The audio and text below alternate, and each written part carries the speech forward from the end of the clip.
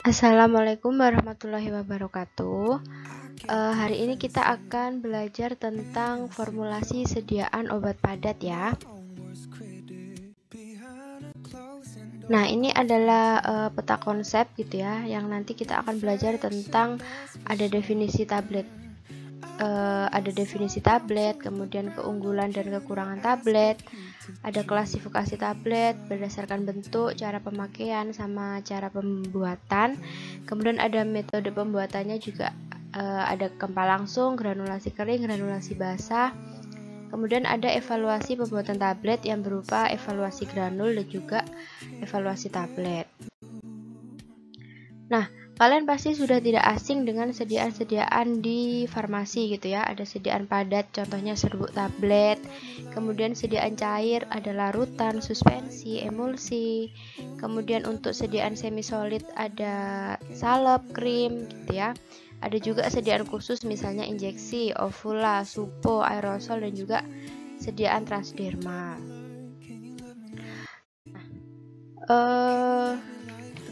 Kita lanjut ke definisi tablet gitu ya. Menurut FI edisi 3, tablet itu adalah sediaan padat kompak yang dibuat secara kempa centak dalam bentuk tabung pipih atau sirkuler. Yang kedua, permukaannya itu rata atau cembung. Nah, terus dia mengandung satu jenis obat atau lebih dengan ataupun zat tambahan gitu. Jadi ada yang ada zat tambahannya, ada juga yang zat tambahannya cuma satu atau mungkin lebih dari satu gitu ya. Nah, kemudian ada syarat yang harus dipenuhi sediaan tablet. Yang pertama, tablet harus cukup kuat, tahan terhadap abrasi dan juga tahan benturan. Yang kedua, tablet harus seragam, baik bobot maupun zat aktif yang ada di dalamnya. Kemudian yang ketiga, zat aktif yang terkandung itu harus memiliki bioavailabilitas yang baik, jadi nanti memiliki efek yang baik. Terus yang keempat, memiliki tampilan yang menarik, bentuk, warna, atau penanda yang lainnya yang biasanya itu untuk identifikasi suatu produk gitu ya, atau biasanya untuk ciri khas.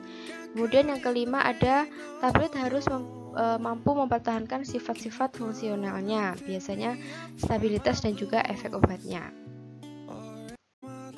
Nah, kemudian ada keunggulan tablet. Itu biasanya lebih mudah disimpan, terus memiliki usia pakai yang panjang.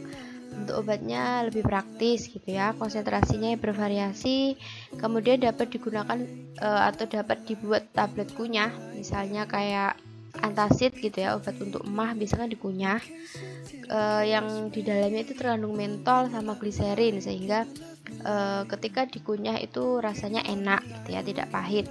Kemudian untuk anak-anak dan orang-orang itu yang tidak mungkin menelan tablet, itu biasanya tablet dapat ditambahkan penghancur dan juga pembasah dengan air terlebih dahulu untuk pengelolaannya dan mudah pemberiannya. Kemudian ada juga tablet tidak mengandung alkohol gitu ya, salah satu keunggulan tablet.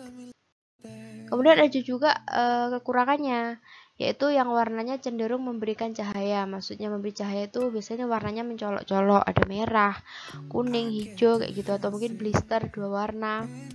Kemudian tablet dan semua obat itu biasanya harus disimpan di luar jangkauan anak-anak karena biasanya dianggap seperti permen gitu ya. Kemudian banyak orang yang sukar menelan. Nah, biasanya orang dewasa gitu ya, bukan hanya anak-anak, orang dewasa pun biasanya susah untuk menelan obat, biasanya dalam bentuk tablet gitu. Terus tidak dapat diberikan pada pasien anak-anak dan bayi. Kemudian efek terapinya lebih lambat karena kan dia dikonsumsi secara oral yang harus nanti melewati usus, melewati lambung dan sebagainya. Jadi efeknya agak lama. Kemudian sulit diformulasikan, lalu memiliki keterbatasan dalam ukuran. Nah, kemudian ada beberapa klasifikasi tablet. Yang pertama berdasarkan bentuknya, itu ada tablet bulat, tablet oval, segitiga, ada juga silinder, terus ada yang bentuknya kaplet dan juga yang lain-lain. Kemudian ada berdasarkan cara pemakaiannya. Ada tablet oral yang biasa diminum itu ya, biasa diminum lewat mulut. Kemudian tablet sublingual itu diminumnya di bawah lidah. Kalau tablet bukal itu diminumnya ditaruhnya di samping antara pipi dan juga gusi gitu ya, itu namanya tablet bukal. Kemudian tablet kunyah ya, tablet kunyah biasa misalnya kayak obat emah gitu. Tablet hisap itu biasanya vitamin gitu ya, kayak vitamin. Kemudian tablet implantasi itu yaitu tablet yang digunakannya di bawah kulit, jadi implan gitu ya, disuntikkan biasanya. Kemudian ada tablet hipodermik, yaitu tablet yang mudah larut dalam air. Ada juga tablet dispensing, yaitu tablet yang sebenarnya dia diracik lagi menjadi serbuk atau cairan gitu. Dia memang difungsikan untuk bisa diracik kembali. Kemudian ada tablet vaginal, yaitu yang dirancang untuk pengobatan infeksi pada vaginal gitu ya, pada perempuan. Kemudian ada tablet multilayer, yaitu ada 2 lapis kayak gitu loh, yang tablet yang ada warna merah terus putih, atau mungkin putih merah putih lagi kayak gitu, namanya tablet multilayer. Kemudian tablet effervescent, kalian sudah tahu ya pasti, yang dia larut dalam air terus menimbulkan gas kayak gitu. Terus ada juga Troches. Troches ini tablet hisap tetapi dia memiliki kandungan antibiotik, contohnya F-Gitroses kayak gitu kan, antibiotiknya ada 2 itu ya, itu disebut dengan Troches. Nah, kemudian berdasarkan metode pembuatan, kita lanjut ke metode pembuatan tablet gitu ya. Dalam pembuatan tablet itu menggunakan 2 metode, yaitu ada granulasi, ada juga kempal langsung. Nah, kalau granulasi itu merupakan proses peningkatan ukuran dengan menggabungkan partikel-partikel yang kecil menjadi partikel yang lebih besar atau biasa disebut dengan granul, sehingga memiliki daya lekat dan juga daya alirnya yang lebih baik. Karena kan kalau tabletnya itu lebih besar, masa alirnya itu lebih cepat ya, dia mengalirnya lebih cepat. Nah, untuk granulasi ini ada 2 macam caranya. Nanti ada granulasi basah dan juga ada granulasi kering. Yang paling membedakan itu adalah kalau granulasi basah dia menggunakan pelarut pengikat. Kalau yang granulasi kering itu dia tidak menggunakan suatu pelarut pengikatnya. Nah, tujuan proses granulasi ini apa? Yaitu untuk meningkatkan aliran campuran dan atau kompresibilitasnya. Nah, ini adalah granulasi kering ya. Kita lanjut ke granulasi kering. Dimana untuk granulasi kering itu tahapan yang pertama adalah kalian harus membutuhkan zat aktif dan zat tambahan dulu, atau yang namanya bahan ruahan. Kemudian dilakukan penghalusan gitu ya, penghalusan masing-masing zat aktif dan juga zat tambahan. Kemudian dilakukan ke pencampuran. Ini yang pencampuran gitu ya, semua bahan sampai homogen atau sampai tercampur rata. Terus selanjutnya ke pencetakan massa nomor 2, yaitu menjadi tablet besar dan juga keras atau biasa disebut dengan slugging ini ya. Kemudian lanjut ke pengayaan atau pengadukan kayak gitu ya. Setelah dia hancur di sini kan, ini setelah dia terbentuk menjadi tablet yang besar dan keras, lalu dia di penghancuran gitu. Setelah dia hancur, dia lanjut ke pengayakan. Nah, pengayakan dan pengadukan slug itu untuk mendapatkan bentuk granul yang daya alirnya lebih seragam dari campuran awalnya. Nah, ini pengayakan dan juga pencampuran. Kemudian di dalam pencampuran ini nanti ditambahkan lubrikan, glidan dan juga penghancur luar. Kemudian diaduk homogen, kemudian dicetak. Setelah dicetak menggunakan pencetakan tablet ya, menggunakan pencetakan tablet, kemudian jadi tablet, lalu dilakukan evaluasi ujinya. Nanti evaluasi ujinya ada di belakang gitu ya. Nah, kemudian untuk kalau kita ke granulasi basah, untuk granulasi basah yang pertama itu adalah kita sama harus menentukan apa namanya zat aktif dan juga zat tambahannya di dalam ini apa namanya bahan ruahan gitu ya. Kemudian setelah itu keduanya dihaluskan sampai homogen. Selanjutnya lanjut ke pencampuran awal. Nah, pencampuran awal ini dia nanti akan ditambahkan dengan pengikat, gitu ya, ditambahkan zat pengikat di sini. Kemudian dicampurkan sedikit demi sedikit hingga diperoleh tablet yang lembab. Nah, cara menentukan campuran tersebut dia sudah lembab itu adalah dengan menekan masanya pada telapak tangan. Jadi ini biasanya manual ya, pada telapak tangan dan menjatuhkannya kembali ke wadah. Jika campuran tersebut tidak hancur ketika dijatuhkan, maka massa tersebut sudah lembab dan juga sudah siap diayak, gitu ya. Nah, istilah untuk menentukan campuran yang sudah lembab dengan menggunakan tangan tadi namanya ada wet mixing, kayak gitu ya. Setelah dicampur, terus kita kita tekan-tekan kemudian di telapak tangan, kemudian kita menjatuhkannya, kayak gitu. Itu namanya wet mixing. Nah, kemudian setelah ke wet mixing ini kita lanjut ke pengayakan. Nah, pengayakannya kalau untuk granulasi basah ini ya, pengayakannya itu massa nomor 4, yaitu dengan ayakan 6-12 mes ukurannya. Kemudian setelah diayakan kita lanjutkan pengeringan, karena kan untuk granulasi basah tadi tabletnya masih dalam lembab ya, keadaan lembab. Jadi kita harus dilakukan pengeringan. Nah, setelah pengeringan kita lakukan pengayakan lagi. Tadi kan sudah diayak setelah setelah dibentuk dengan pakai telapak tangan tadi ya. Setelah diayak, dikeringkan, baru kita ayak lagi. Kemudian dilakukan pencampuran akhir, gitu ya. Pencampuran akhir ini nanti ditambahkan dengan bahan penghancur luar, gelidan, dan juga lubrikan. Nah, setelah selesai pencampuran akhir, kita lanjutkan ke percetakan tablet dengan alatnya. Lalu sudah jadi tabletnya, terus kita lanjut ke evaluasi tablet dan juga granul, kayak gitu. Kemudian ada metode kempal langsung nih. Kempal langsung ini lebih simpel ya. Jadi tinggal ada zat aktif sama zat tambahan di sini, terus dicampur sampai homogen. Habis itu setelah dicampur secara homogen dengan alat, dicampur secara manual gini ya.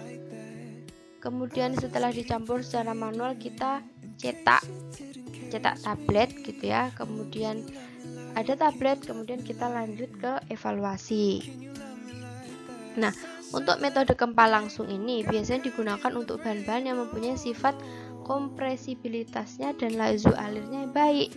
Misalnya beberapa zat yang berbentuk kristal seperti KCl, KBr, NaCl, dan juga sebagainya. Nah, zat-zat tersebut dapat langsung dikempa, tetapi kebanyakan obat jarang yang mudah dijadikan tablet. Kemudian untuk metode kempal langsung ini, untuk zat tunggal dapat menghasilkan tablet yang tidak akan pecah, gitu ya. Tetapi sebenarnya metode ini sesuai untuk digunakan pada proses pembuatan sediaan tablet yang memiliki dosis kecil, karena zat aktifnya sukar untuk bercampur secara merata dengan bahan tambahan lainnya, kayak gitu. Jadi biasanya yang paling sering dipakai itu ya granulasi basah sama granulasi kering tadi. Kalau kalian masih bingung, silahkan kalian bisa buka YouTube, gitu ya. Kalian cari pembuatan tablet dengan metode-metode tersebut. Jadi supaya kalian lebih paham. Nah, kemudian kita lanjut ke mesin cetak tablet.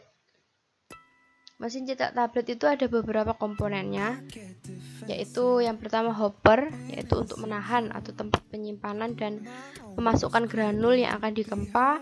Kemudian ada die yang menentukan ukuran dan bentuk tabletnya. Kemudian ada punch untuk mengkempa granul dan dalam die. Ada juga jalur cam untuk mengatur gerakan punch tadi. Kemudian ada suatu mekanisme pengisian untuk menggerakkan atau memindahkan granul, seperti itu ya. Mesin cetak tablet yang seperti gambar di samping tadi ya, yang digunakan memang untuk nyetak tabletnya. Kemudian ada faktor-faktor yang mempengaruhi proses pembuatan tablet. Yang pertama adalah formulasi tabletnya. Karena pemilihan bahan aktif dan bahan tambahan yang tidak tepat itu maka akan menghasilkan tablet yang tidak baik juga. Nah, sebaliknya kalau bahan aktif dan bahan tambahannya itu tepat, maka akan menghasilkan tablet dan juga menghasilkan tablet yang baik dan stabil gitu ya. Hal ini biasanya terutama disebabkan oleh sifat fisikokimia dari bahan baku tablet, kemudian komposisinya, serta jumlah masing-masing bahan dalam formulasi tabletnya. Kemudian granulasi tablet. Nah, proses granulasi ini terdiri atas pencampuran massa tablet, ada pengeringan, ada pengayakan. Nah, ketidaktepatan dalam melakukan proses ini maka akan menjadikan permasalahan terhadap hasil keempat tablet tadi gitu. Jadi nggak akan tercampur secara sempurna gitu. Nah, kemudian yang ketiga ada pengaturan alat pengempat tablet. Nah, ketika pemasangan punch dan die itu tidak pas, permukaan punch dan die yang kasar, serta kerusakan alat pengempa dapat pula menyebabkan pemisahan di permukaan atas tablet. Nah, sehingga tabletnya itu tidak akan seragam gitu, atas atau tepiannya itu nggak rata seperti itu. Itu biasanya terjadi karena pengaturan alat tablet yang kurang tepat kayak gitu ya. Kemudian ada kondisi lingkungan pengempaan tablet. Biasanya adalah kelembapan yang relatif ruang cetak yang terlalu tinggi itu akan menyebabkan lengketnya massa tablet pada alat kayak gitu. Jadi suhunya atau kelembapannya itu memang harus betul-betul diperhatikan. Nah ini tugasnya. Silahkan kalian cari tentang proses pembuatan granul gitu ya. Proses pembuatan tablet dengan metode gempa langsung, granulasi basah dan granulasi kering. Kemudian silahkan kalian membuat rangkuman dengan bahasa kalian sendiri. Jadi setelah mendengarkan penjelasan saya atau kalian sambil menonton cara pembuatannya melalui YouTube, terus sambil mendengarkan penjelasan saya, nah kemudian kalian nanti begini, nah gitu kalian sambil ngerangkum kayak gitu ya.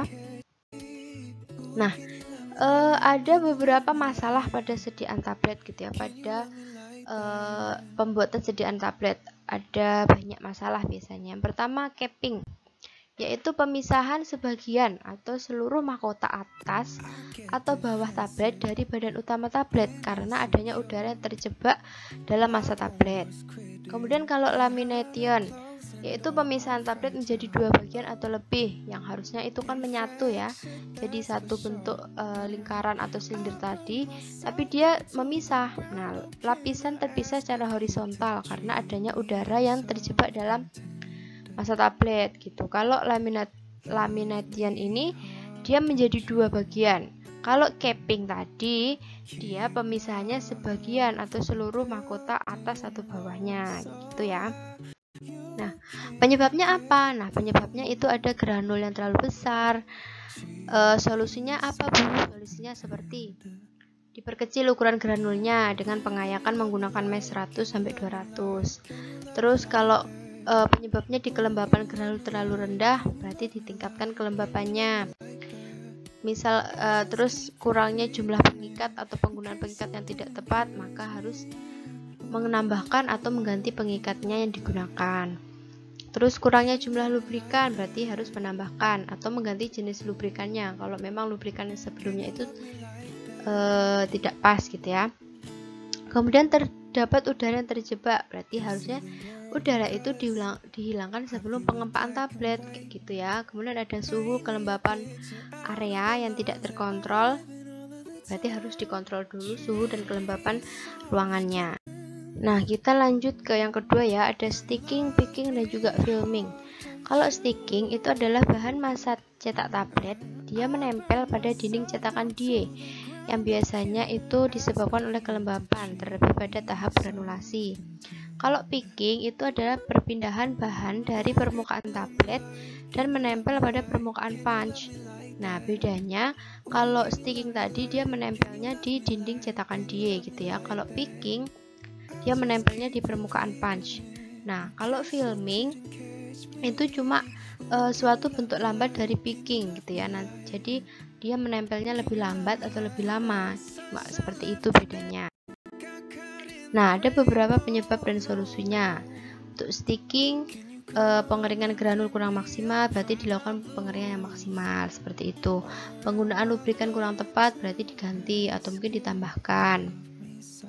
Lubrikan itu adalah salah satu contoh pengikat ya, zat pengikat. Kemudian terlalu banyak pengikat, berarti dikurangi atau diganti jenisnya. Adanya bahan yang berminyak, ya berarti harus dimodifikasi proses pencampuran dan tambahan zat adsorbennya. Kemudian tekanan terlalu rendah, ditingkatkan. Terus proses pengempaan terlalu cepat, berarti dikurangi kecepatan pengempaannya, seperti itu. Nah, kalau picking seperti ini penyebabnya. Kelembapan granul terlalu tinggi, berarti ya dilakukan pengeringan dulu. Terus lubrikan terlalu sedikit atau tidak tepat, berarti ditambah lubrikannya, atau mungkin zat adsorben seperti silika koloid seperti itu bisa. Kemudian terdapat zat yang memiliki titik leleh rendah atau namun jumlahnya cukup banyak dalam formula tablet, berarti harus penambahan zat yang memiliki titik lelehnya tinggi dan digunakan lubrikan yang memiliki titik leleh tinggi. Kemudian suhu ruangnya terlalu tinggi, berarti harus diatur dulu. Kemudian yang ketiga ada mottling, yaitu penyebaran warna yang tidak merata pada tablet yang mengakibatkan tampak adanya bercak pada permukaan tablet gitu. Yang seharusnya warnanya merah, terus dia karena nggak rata ada warna putih kayak gitu, jadi bintik-bintik putih seperti itu. Biasanya ini sering terjadi ya pada pembuatan tablet. Penyebabnya seperti ini, zat aktif yang berwarna sedangkan eksipiennya berwarna putih atau zat tambahannya berwarna putih. Jadi solusinya gunakan warna yang cocok dan sesuai saja supaya bisa tercampur. Kemudian pewarna bermigrasi ke permukaan granul, maksudnya dia pindah gitu ya pada saat pengeringan, sehingga harus ubah sistem pelarut, diganti bahan pengikat atau dikurangi suhu pengeringannya, dan juga memperkecil ukuran granulnya. Kemudian ada proses pencampuran yang tidak homogen, berarti harus solusinya adalah pencampurannya harus yang homogen agar tidak terjadi mottling gitu. Kemudian yang keempat ada chipping dan juga cracking. Apa sih? Nah, untuk chipping itu rusaknya bagian tepi tablet karena butiran tepi yang sangat kering. Jadi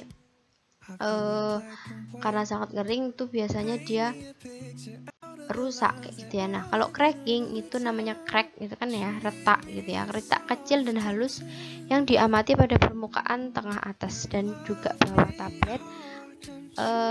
Biasanya ini terjadinya ya di atas, di permukaan tengah atas juga bawah, dan jarang terjadi di dinding samping gitu ya. Nah, beberapa penyebab dan juga solusi dari cracking maupun chipping seperti granul terlalu besar, berarti diperkecil. Granul terlalu kering, harusnya ditambahkan zat pembasahnya. Terus tabletnya mengembang, berarti harus ditambahkan pengikat biar lebih kecil gitu ya. Suhu ruangnya terlalu dingin, berarti harus diatur suhunya. Nah, kalau untuk chipping seperti adanya sticking pada permukaan punch, berarti dikeringkan dulu. Lalu granul terlalu kering, berarti dikurangi pada proses pengeringannya, waktunya dikurangi. Kemudian terlalu banyak pengikat, bisa dioptimasi pengikat atau gunakan pengikat yang kering gitu ya. Kemudian yang 5 ada binding, yaitu massa cetak yang akan dikempa melekat pada dinding ruang cetak pada saat proses injection karena massa cetak yang tidak kering atau kurangnya pemberian lubrikan gitu ya. Nah, penyebabnya apa saja? Ada granul terlalu lembab atau basah, jadi solusinya harus dikeringkan dengan optimal. Lalu lubrikan terlalu sedikit atau tidak tepat, solusinya ditambahkan lubrikan atau ganti lubrikan yang lebih tepat, lebih efektif. Kemudian granul terlalu kasar, diperkecil ukuran granulnya biar lebih halus. Kemudian area punch dan di kotor, nah ini harus dibersihkan dulu alat-alatnya gitu ya.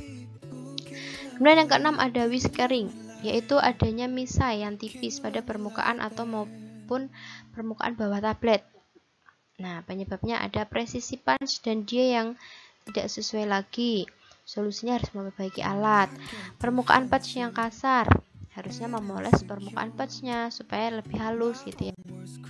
Kemudian yang 7, variasi berat, yaitu biasanya dihasilkan karena tabletnya tidak memenuhi syarat keseragaman bobot, jadi bobotnya nggak sama. Terus ada variasi kekerasan, tergantung dari berat materi dan juga jarak antara permukaan punch bawah dan atas saat pencetakan. Ada juga variasi kandungan. Tablet yang dihasilkan tidak memenuhi syarat keseragaman kandungan. Kemudian ada cetakan ganda. Biasanya untuk poin 7-10 ini jarang terjadi ya. Yang terjadi poin 1-6 tadi, cracking, sticking, terus picking kayak gitu, mottling kayak gitu ya, yang paling sering terjadi. Nah, untuk tugas 2 ini silahkan kalian cari gambar-gambar yang berhubungan dengan permasalahan tadi, misal mottling, chipping, cracking. Nah, kemudian berilah nama yang tepat. Maksudnya gini, kalian cari gambar masalah pada sediaan tablet gitu ya. Misal kalian cari mottling, gambarnya seperti ini. Ini benar nggak kalau namanya mottling gitu? Kalau benar sesuai dengan pengertian mottling tadi, berarti kalian bisa cari gambarnya, terus diberi keterangan bawahnya, oh ini mottling gitu. Terus cari gambar lagi, oh ini sticking kayak gitu ya. Silahkan carinya, itu banyak sekali di Google gitu ya. Silahkan kalian cari atau di referensi-referensi yang lain, boleh jurnal, boleh atau mungkin Wikipedia gitu ya. Kalau memang di jurnal nggak ada, kalau memang terpaksanya harus Wikipedia juga nggak apa-apa. Yang penting kalian nanti supaya kalian tahu kalau mottling itu nanti tampaknya seperti ini, chipping itu keadaannya seperti ini, kayak gitu ya dek. Kemudian kita lanjut ke evaluasi pembuatan tablet. Yang pertama ada evaluasi granul, yaitu untuk evaluasi granul. Yang kedua kadar lembab, yaitu dengan menggunakan moisture balance. Alatnya moisture balance ya. Untuk metodenya itu timbang granul dengan seksama sebanyak 5 gram. Terus panaskan dalam lemari pengering dengan suhu 40-60 derajat hingga bobot konstan. Hitung persen kelembaban dengan rumus berikut. Nah, untuk rumusnya nanti saya jelaskan waktu kita PTM saja ya. Terus ada sifat aliran, yaitu ada secara langsung dan juga secara tidak langsung. Kemudian ada kompresibilitas yang alatnya menggunakan jolting volumeter. Nah, untuk yang evaluasi tablet ini sangat penting gitu ya. Yang pertama ada keseragaman bobot. Jadi keseragaman bobot nanti kita menggunakan 10 tablet, kita timbang satu-satu, kemudian kita rata-rata. Nah, itu namanya keseragaman bobot. Jadi rata-rata tablet ini beratnya berapa kayak gitu ya. Nah, alatnya menggunakan timbangan atau biasa disebut neraca analitik seperti ini ya. Ukurannya biasa dalam bentuk gram. Kemudian yang kedua ada waktu hancur. Alatnya adalah disintegration tester. Seperti ini ya. Nanti kita menggunakan 6 tablet biasanya. Kemudian dimasukkan di sini, nih di lubang-lubang sini, dimasukkan, kemudian diatur alatnya, suhunya. Lalu nanti alatnya akan turun sendiri. Nah, di bawah sini ada airnya ya, Dek. Jadi nanti kita lihat tablet mana yang hancurnya paling cepat. Nah, itu nanti kita hitung sebagai ketika nanti tablet yang di lingkaran sini itu jatuh, nanti dimasukkan sini alatnya, nanti dia turun segini ya. Kemudian masuk di air sini. Nah, kalian lihat pada detik keberapa ada tablet yang turun gitu, yang dia hancur. Nah, ketika tablet itu hancur, nanti kalian lihat waktu di sini. Pada detik sekian tablet 1 hancur. Jadi di sini nanti dikasih label ya, tablet 1, tablet 2, tablet 3 kayak gitu. Terus detik keberapa lagi tablet berapa yang turun, seperti itu. Nah, itu disebut waktu hancur tablet. Kemudian ada uji kekerasan atau hardness tester. Nah, caranya seperti ini tablet ya, ditaruh kondisi seperti ini, ditaruh tidur bukan ditaruh berdiri gitu ya. Nah, nanti ketika dipencet di sini, dia tiba-tiba alat ini nanti akan menekan tablet sini. Nah, kita dilihat dia kekerasannya pada detik keberapa, dia hancur pada detik keberapa, nanti dilihat di bagian sini. Nah, nanti kita hitungnya juga biasanya pakai 10 tablet gitu ya. Namanya ini adalah hardness tester. Nah, kemudian untuk keseragaman ukuran, kita memakainya jangka sorong. Nah, nanti untuk tabletnya ditaruh di sini, Kemudian kita lihat ukurannya di sini dan juga ukuran di sini kira-kira berapa gitu ya. Berapa 1, misal di sini kan skala senti ya. Misal dia ukurannya 1 cm, ini 0,4 inci kayak gitu. Nanti kita juga menggunakannya 10 tablet seperti itu. Kemudian ada variabilitas. Alatnya ini variabilitator, yaitu untuk mengukur ketahanan permukaan tablet dari abrasi yang berupa gesekan atau benturan. Jadi nanti ada beberapa tablet di sini. Kita masukkan di sini. Jadi di sini nanti ada lubangnya ya. Di sini nggak kelihatan. Di sini ada lubangnya. Kemudian kita masukkan beberapa tablet di sini yang 20 tablet biasanya ya. Tapi alatnya ini harus dibersihkan dulu. Jadi supaya debu-debunya tidak ikut, dibersihkan dulu, terus ambil 20 tablet. Nah, putarannya nanti kita di sini atur sebanyak 100 kali putaran. Gitu ya. 100 kali putaran nanti dia mutar di sini. Nah, tabletnya nanti akan jatuh sendiri, serbuk-serbuknya akan jatuh sendiri. Nah, jatuhnya itu nanti kita ukur. Yang namanya persen variabilitas. Nah, rumusnya adalah F sama dengan WO minus W1 dibagi WO kali 100% gitu ya. Jadi kita timbang dulu. WO itu adalah bobot tabletnya, kita timbang 20 tablet tadi bobotnya berapa gram gitu ya. Kemudian dikurangi W1. W1 itu adalah ketika tablet tadi yang sudah terputar 100 kali ini dia turun kan jadi serbuk. Nah, kita timbang lagi.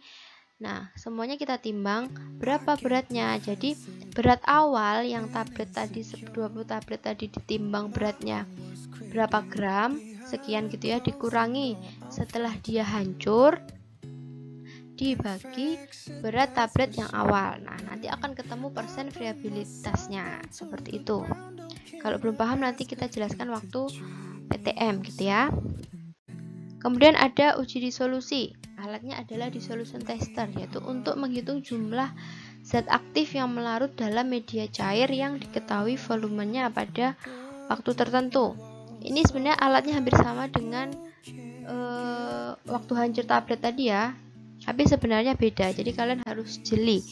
Kalau di dissolution tester ini juga menggunakan 6 tablet. 6 tablet nanti ditaruh di sini. Gitu ya, ke labu yang berisi media uji disolusi dengan monografi sediaan. Jadi di sini nanti ada media ujinya, entah itu dia etanol atau mungkin alkohol kayak gitu ya. Kalau di waktu hancur tadi biasanya cuma air. Nah, tapi kalau di sini menggunakan media uji yang cocok dengan tablet kalian. Di sini nanti dikasih 6 tablet gitu ya. Ada juga nanti sampel gitu ya. Sampelnya biasanya larutan yang cocok gitu ya. Ambil sampelnya 10 ml dalam interval waktu yang ditentukan pada daerah pertengahan antara permukaan. Nah, ketika tabletnya ini nanti hancur gitu ya, atau hancur, nah kita ganti kita ganti dengan larutan ujinya lagi 10 ml. Kita masukkan ke sini 10 ml. Kemudian nanti kalau udah larut lagi kita ganti dengan 10 ml gitu. Jadi setiap pergantian tablet kita ganti atau kita tambahkan media ujinya atau larutan ujinya, seperti itu ya. Oke, sudah selesai untuk tablet gitu ya, untuk formulasi sediaan obat padat gitu, contohnya tablet gitu ya. Kalau memang ada yang belum jelas boleh kalian tanya. Semoga apa yang ibu sampaikan ini bermanfaat gitu ya. Terus nanti ada post test, jangan lupa. Silahkan didengarkan, dipahami lagi. Kalau tidak jelas boleh bertanya di WA grup, boleh di kolom komentar juga boleh gitu ya. Sekian, wassalamualaikum warahmatullahi wabarakatuh.